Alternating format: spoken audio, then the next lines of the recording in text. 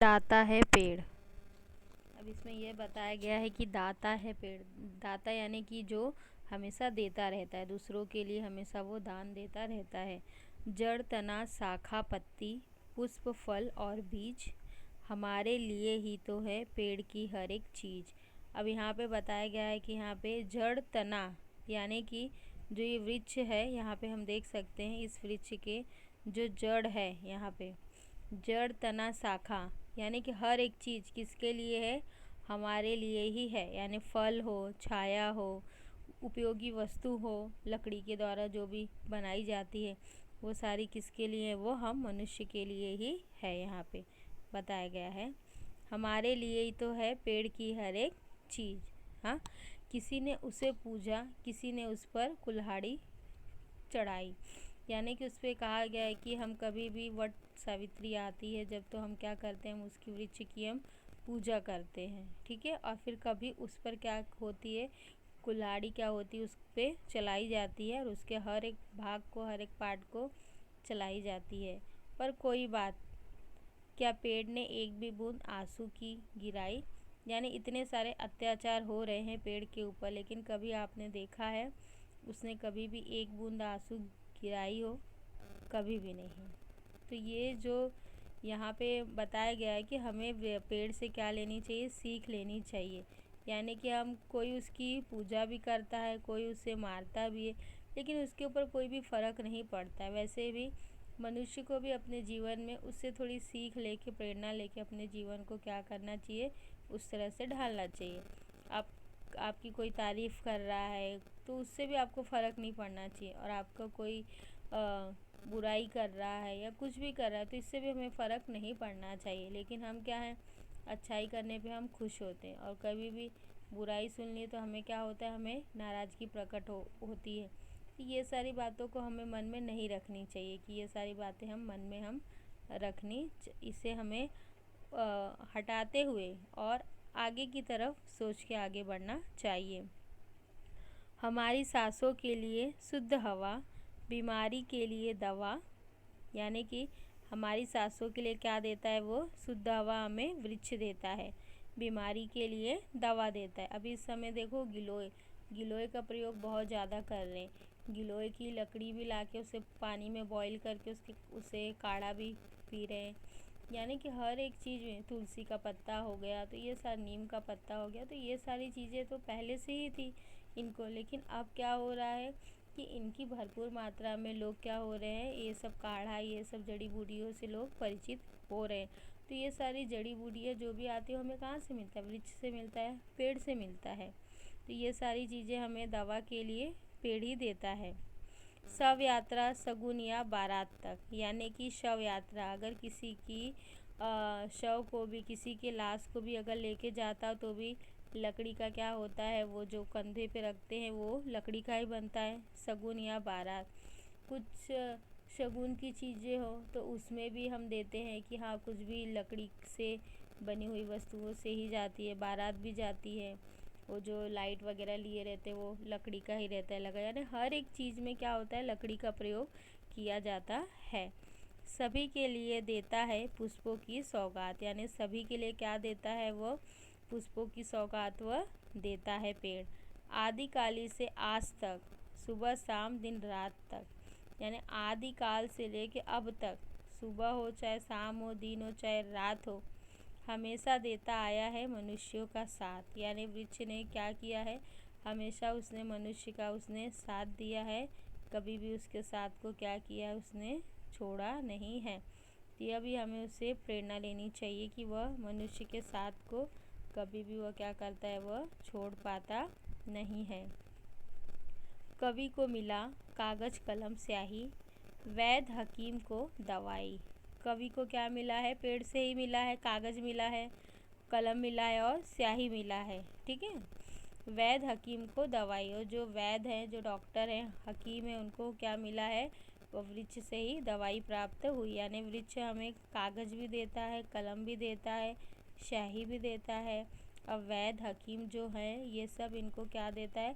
औषधि भी देता है और उपचार करने के लिए दवाई भी देता है। शासन या प्रशासन, सभी के बैठने के लिए मेज, कुर्सी, आसन, यानी कि शासन हो या प्रशासन, प्रजा हो राजा हो, सभी के लिए बैठने के लिए पेड़ हमें क्या देता है, कुर्सी देता है, मेज देता है और आसन यानी लकड़ी से ही बनाई जाती है ये सारी चीज़ें जो हम उपयोग नहीं करें। वृक्ष के पास ऐसी भी नहीं है चीज़, यानी हम ऐसी कोई भी चीज़ नहीं है जो कि वृक्ष के पास हो और वह मनुष्य के लिए उपयोगी सिद्ध ना हो। यानी वृक्ष के पास जो भी चीज़ है वो क्या है, वह मनुष्य के लिए वह क्या हो जाती है, वो उपयोगी होती है। जी हाँ, सच तो यह है कि पेड़ संत है, दधीची है। अब यहाँ पे पेड़ क्या है, संत है और ये जो है ऋषि का नाम है। इन्होंने क्या किया था कि इन्होंने अपने हड्डी तक भी, हाँ हड्डी को इंद्र को दे दिया था उसे अस्त्र बनाने के लिए, वध करने के लिए। तो ये ऋषि का नाम है, ये ऋषि हैं दधीची। यहाँ पे देखो आपको कहा भी है, एक ऋषि जिन्होंने वृत्तासुर का वध करने हेतु अस्त्र बनाने के लिए इंद्र को अपनी हड्डियाँ दे दी थी। यानी कि जीते जी तो वह काम भी मतलब आए लोगों को, लेकिन मरने के बाद भी अपनी हड्डियाँ भी दे दी। तो यानी वृक्ष भी ऐसी कैसे संत की तरह है, जीते जी तो काम आता ही है, लेकिन मरने के बाद भी अपनी लकड़ियों को वो क्या कर देता है, वो दे के जाता है ताकि लोग क्या कर सके, उसका प्रयोग कर सके। तो इसमें बताया गया है कि दाता है पेड़, यानी कि पेड़ में क्या है, वह दाता है, वह हमेशा उसमें देने की ही प्रबल इच्छा रहती है। उसने किसी से कुछ भी लिया नहीं है और उसने सबको दिया, मनुष्य के पूजा पाठ तक, हर एक शुद्ध हवा तक, बीमारी के लिए, उसकी शव यात्रा, शगुन या बारात के लिए सबको पुष्प देता है। और आज से ही नहीं, आदिकाल से देता आया है। वो दिन रात सुबह वो कुछ भी नहीं देखता है, वो हमेशा वो मनुष्यों का वो साथ देता आया है। कवि को कभी कागज़ मिलता है तो कभी कलम और स्याही मिलता है, वैद्य हकीम को दवाई मिल जाता है, प्रजा हो या राजा हो सभी को बैठने के लिए कुर्सी मिल जाती है।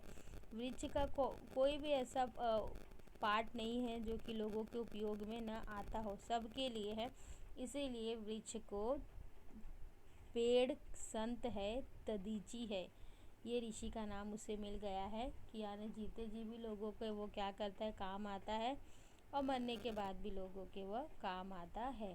तो यहाँ पे पेड़ किस तरह से दानवीर है, लोगों को वह अपनी दानता का प्रतीक इसमें क्या किया गया है, वह बताया गया है कि इतना वो दानवीर है कि वो लोग आज तक वो क्या करता आया है, वह देता ही वह आया है, कभी किसी से उसने कुछ लिया नहीं है। तो यहाँ पे इस तरह से हमें पेड़ से सीख लेनी चाहिए कि वो जीते जी भी लोगों के काम आता है, मरने के बाद भी।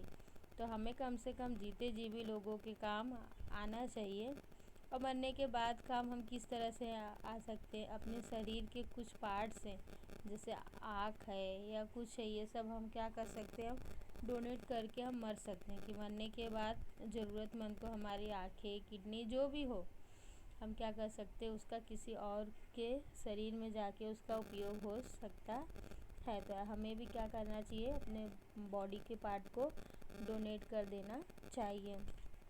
ये सारी बातें हमें वृक्ष से सीख लेनी चाहिए कि वो किस तरह से वह हमेशा वह देता ही आया है और आज तक उसने कभी कुछ किसी से लिया भी नहीं है। तो हमारा ये जो कविता है वो यहाँ पे पूरा हुआ है। अब इसमें जो है आकलन के लिए स्वाध्याय है, वो आपको लिखना है। शब्द संपदा है, वो आपको करना है। अभिव्यक्ति है, रसास्वादन है और साहित्य संबंधित ज्ञान है, ये आपको क्या करना है, लिखना है। अभी देखो अर्थपूर्ण है, भिन्न भिन्न अर्थ होता है। सांस, एक सांस का अर्थ होता है जो हम सांस लेते हैं, और एक सांस का अर्थ होता है, याद है कि मदर इन लॉ हमारी सास। हाँ, तो सांस का ये क्या हुआ, अलग अर्थ है। इसका वाक्य में प्रयोग करना है कि मनीषा की सास बहुत ही नेक दिल महिला है।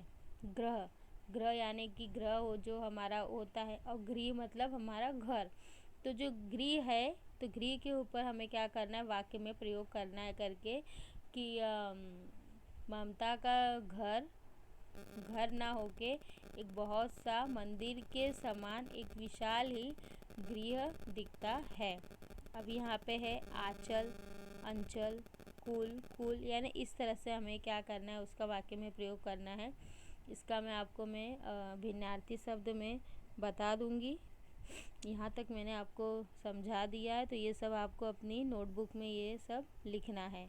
तो हमारा ये जो कविता है पेड़ होने का अर्थ, ये कविता क्या हुई हमारी यहाँ पे ये पूरी हुई। और इसमें हमें पेड़ से मनुष्यों को हमेशा सीख लेनी चाहिए। ये क्या किया है मुकेश जी ने हमें भली भांति यहाँ पे बताया है।